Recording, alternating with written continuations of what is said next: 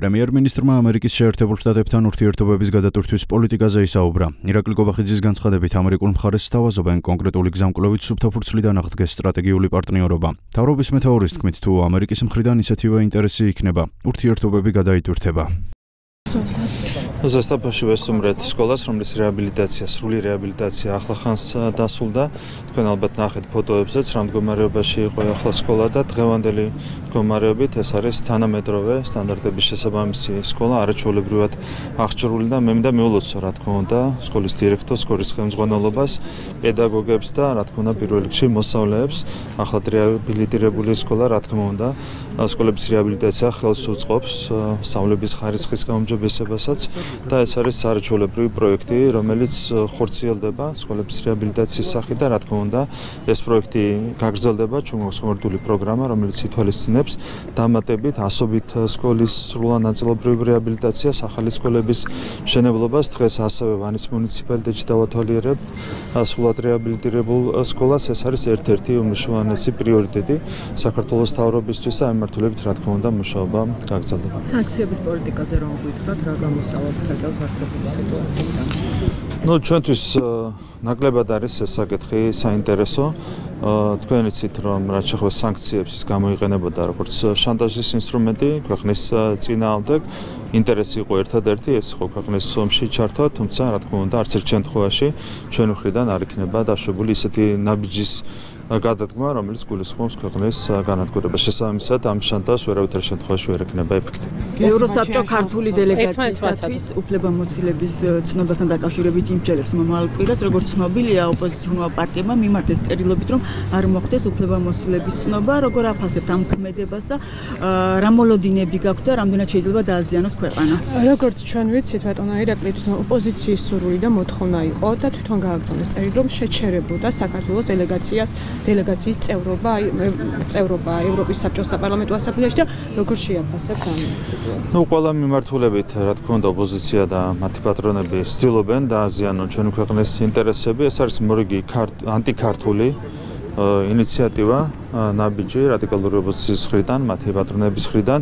ამით რა თქმა უნდა, ასეთი ინიციატივებით ისინი ვერავითარ შემთხვევაში ვერ შეარყევენ ჩვენი ქვეყნის პოზიციებს, თუმცა თავისთავად ეს მეტყველებს რა თქმა უნდა ოპოზიციის ბუნებაზე და მათი პატრონების ინტერესებზე, მათი ინტერესები სამწუხაროდ ეწინააღმდეგება ძირეულად ჩვენი ქვეყნის ინტერესებს. რაც შეეხება ევროსაბჭოს საპარლამენტო ასამბლეას, იქ მუშაობა რა თქმა უნდა ჩვენთვის არის საინტერესო, თუმცა იმის და მიხედვით ვიმოქმედებთ რა გადაწყვეტილებასაც მიიღებს ევროსაბჭოს საპარლამენტო ასამბლეა.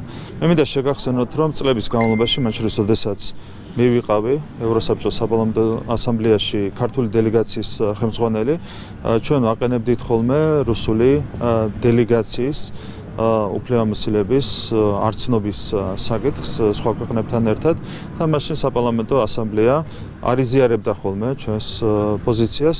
დღეს აბსოლუტურად ღიმილის მომგვრელია, როდესაც პრორუსულობის საბაბით რადიკალური ოპოზიცია და მათი პატრონები ცდილობენ ქართულ დელეგაციას შეუჩერონ მანდატი. რა თქმა უნდა, ასეთი ინიციატივები არის აბსოლუტურად ანტიქართული, თუმცა ამითაც ვერავითარ ზიანს ისინი საქართველოს ეროვნულ ინტერესებს ვერ მიაყენებენ. ბატონო ირაკლი, გიორგი ბაჩიაშვილს ხედავთ რა დღეს ქართულ ოპოზიციაში და მისი აფორმით გააქტიურება, რას ნიშნავს თქვენთვის? ხედავთ, რომ მისი და ოპოზიციის ნარატივები ამ ხალხს რა დავამატოთ, რას ემსახურება მისი განცხადებები და ბრალდებები ამ საქმესთან დაკავშირებით? ოპოზიციონერობა არის ხოლმე თავშესაფარი საქართველოში ისეთი ადამიანებისთვის, რომლებსაც აქვთ გარკვეული პრობლემები. ამის არაერთი მაგალითი ვიხილეთ ჩვენ, ზოგადად კრიმინალების თავშესაფრად არის გადაქცეული რადიკალური ოპოზიცია. თქვენ ხედავთ, რომ ყველაფერს რო თავი დავანებოთ, სასამართლოს მიერ აღიარებული კრიმინალებით არის სავსე რადიკალური ოპოზიცია. სტრასბურგის მიერ დადასტურებული კრიმინალებით არის სავსე რადიკალური ოპოზიცია. ეს არის ერთგვარი ტენდენცია. და ეს არის თავი მიზეზი, რატომაც რადიკალური ოპოზიციას არ აქვს არავითარი შანსი მიაღწიოს წარმატებას ქართულ პოლიტიკაში. საზოგადოება ხედავს ყველაფერს. იხავთ თუ შეიძლება თქვენ ხშირად საუბრობთ ურთიერთობის გადატვირთვაზე, არის თუ არა რაიმე სიგნალი ტრამპის ადმინისტრაციიდან? შიდა სამზარეულოზე ვერ ვისაუბრებთ, ჩვენი მხრიდან რასთავარი არის სრული მზაობა იმისათვის რომ გადაიტვირთოს ქართულ-ამერიკული ურთიერთობები უფრო მეტიც. ჩვენ თავაზობთ ამერიკულ მხარეს რომ კონკრეტული გზამკვლევით აღდგეს სუფთა ფურცლიდან სტრატეგიული პარტნიორობა საქართველოსა და ამერიკის შეერთებულ შტატებს შორის. თუ იქნება ამერიკის მხრიდან ანალოგური ინტერესი, რა თქმა უნდა, ურთიერთობები გადაიტვირთება, ჩვენ დაულოდებით, რა თქმა უნდა, პრეზიდენტის ადმინისტრაციის პოზიციას. დონალდ ტრამპის განცხადებასთან დაკავშირებით მინდა გითხოთ, რომ ვოლოდიმირ ზელენსკი ანგელოზი არ არის და მას შეეძლო უკრაინაში ომის თავიდან აცილება, როგორ შეაფასებდით? იმაზე რომ უკრაინაში ომის თავიდან აცილება შეიძლებოდა, ჩვენ საუბრობთ უკვე ძალიან დიდი ხანია, თუმცა სამწუხაროდ მოხდა ის, რაც მოხდა და ამან მოუტანა დამანგრეველი შედეგები ჩვენს მეგობარ ქვეყანას უკრაინას.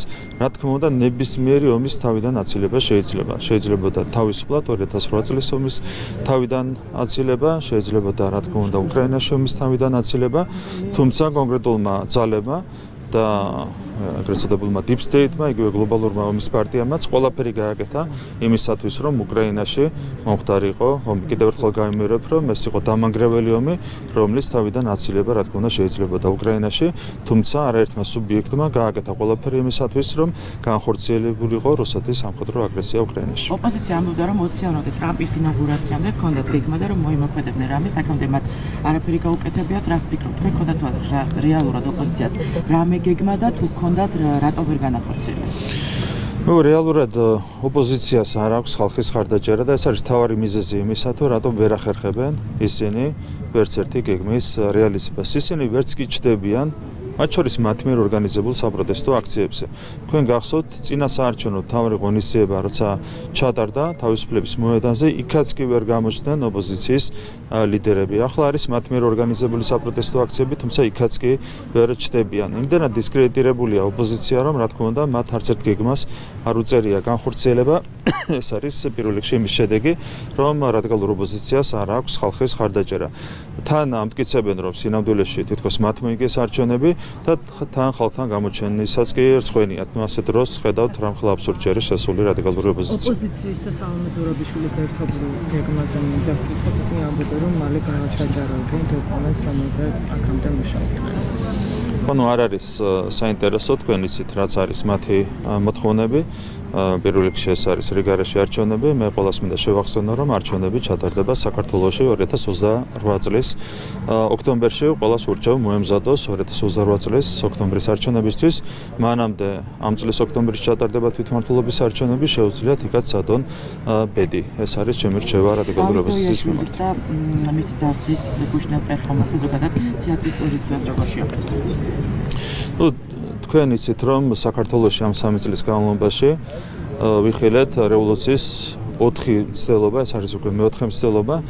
ხან პარტიები წადეს რევოლუციის მოწყობა, ხან წადეს NGO-ებით, ხან ჟურნალისტებით, ანუ სხვადასხვა ჟურნალისტები პირობითად, რა თქმა უნდა, საუბარი ეგრეთ წოდებულ მედია მენეჯერებზე და ოპოზიციური მედია საშუალებების წარმომადგენლებზე. ყველა საშუალებით წადეს რევოლუციის მოწყობა, თუმცა ყველა მცდელობა ჩავარდა. ახლა ჩვენ რასაც ხედავთ, ეს არის ერთგვარი კანვასის რევოლუციის მცდელობა. თქვენ იცით, რომ ეგრეთ წოდებული შემოქმედებითი სფეროს წარმომადგენლებისთვის სტარდებოდა რევოლუციაში ტრენინგები და ამის შედეგებს ხედავთ ჩვენ დღეს სახეზე ფსევდო ელიტის წარმომადგენლები ცდილობენ გარკვეული რევოლუციური პროცესების ორგანიზებას, თუმცა რა თქმა უნდა, ესეც არის განცერული წარმომადგენლობისთვის, ისე როგორც ჩავარდა ყველა წინა მცდელობა, 4-ვე მცდელობა, ნებისმიერი ასეთი აქტი არის განცერული საამავლოდაც. ეს არის რაც შემიძლია ყველას უთხრა, კანვასის რევოლუცია საქართველოში არ შედგება, ყველას მინდა მოუწოდო მიხედონ საკუთარ პროფესიას. ეს არის შემირჩევა.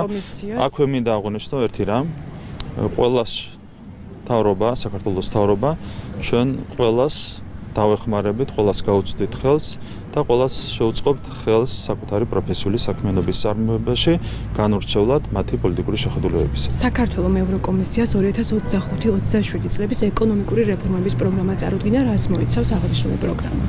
ჩვენ მიუხედავად იმისა, რომ არის ერთულეები ურთიერთობებში, ჩვენ განვაგრძობთ თანამშრომლობას ევროკავშირთან და მის მორიგი გამოხატულებაა ის, რომ ჩვენ ყველა ვალდებულებას ვასრულებთ და მათ შორის ჩვენ ერთ-ერთი ვალდებულება გახდათ შესაბამისი დოკუმენტის წარდგენა ევროკომისიისთვის. ეს არის ეკონომიკური რეფორმების გეგმა ეს მოიცავს 3 წელიწადს 2025, 26, 27 წლებისთვის არის გაწერილი ეს გეგმა. აქ საუბარია მაკროეკონომიკურ საკითხებზე, ფისკალურ საკითხებზე, ყველაფერთან დაკავშირებით ჩვენი ძალიან მკაფიო ხედვა წარუდგენთ ევროკომისიას. ჩვენ ვრჩებით უნებრივია იმ ვალდებულების ერთგული, რომელიც არის დაკავშირებული საქართველოს ევროინტეგრაციასთან.